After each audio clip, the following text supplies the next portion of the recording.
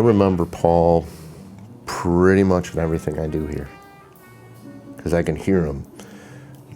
I can hear him still, just, yeah, no, that's not going to be that. No, make him do it this way, or, and it's not like someone in my head talking to me. It's like, okay, how would Paul do this?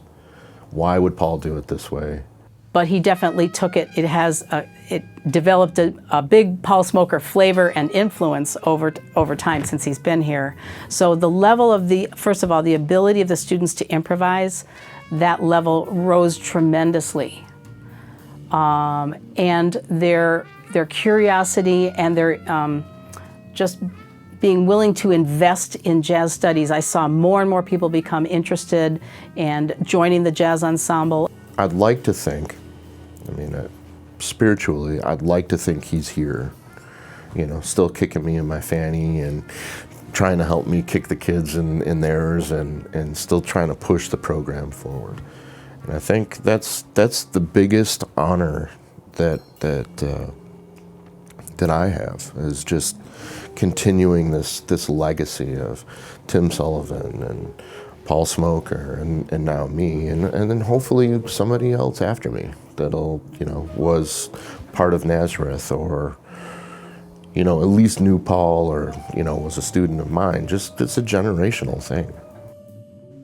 Some of the concepts that he combined, whether it would be, Harry James style trumpet to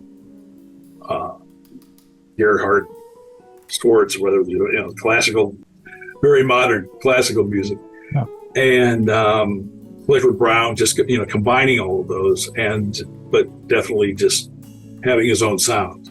Paul had influenced the entire generation, whether it's Nate Woolley or Thomas Haber, or you name any great avant-garde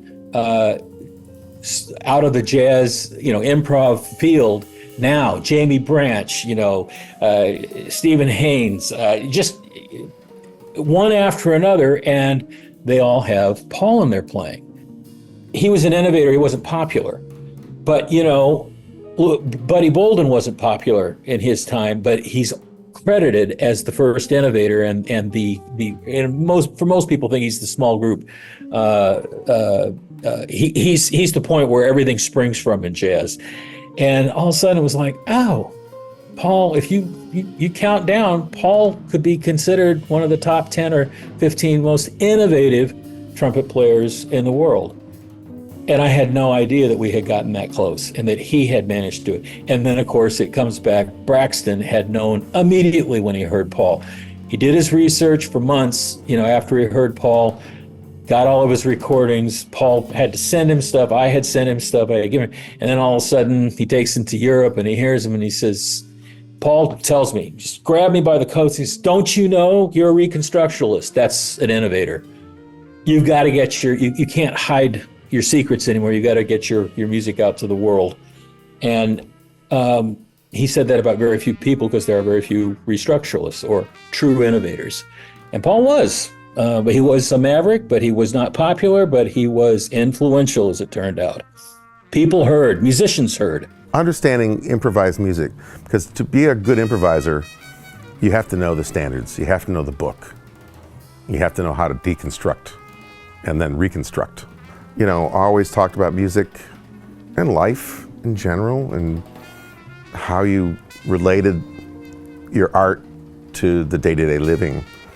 And Paul was the essence of that to me. It was a key part of how I moved forward in presenting new music. That's his legacy, I think, right there.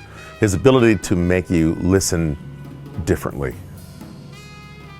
And that's what he taught me. Besides just being a cool cat. To me, early on, he says, "Man, you're saving my life."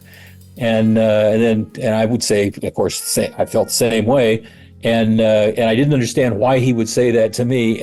But his other great quote, which he told lots of people, "Man, if you keep hanging out with me, I'm going to ruin your life." And what he meant was, the more progress you make toward your true self and toward true artistry, you're probably going to have less and less commercial success. But your soul will be bountiful.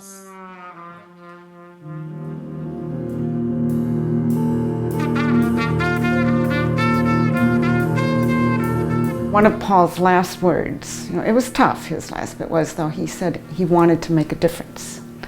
And I think everybody coming together to do this shows that he did make a difference.